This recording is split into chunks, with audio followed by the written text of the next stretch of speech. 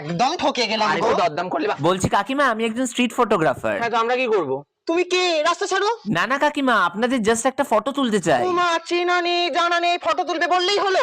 বুঝতে পারছো না? দূর থেকে দেখেছে দুটো সুন্দরী কাকিমা আসছে, অমনি নোংরা মোটা করতে চলে এলে।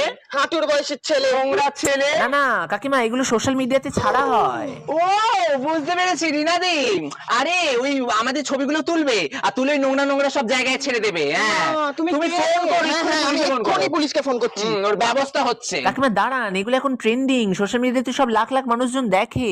1 লাখ ফলো? কি বলে? একটু ছবি তুললে হয় বলো? মন্দ হয় না। ঠিক আছে, তোলো তোলো তোলো তোলো। কই দেখি দেখি দেখি নাও। এই আমার শাড়িটা কি চকচক করছে দেখো। আমাকে কি সিলিম লাগছে, রোগা। এই তোলো, আরেকটা তোলো। তোলো তোলো।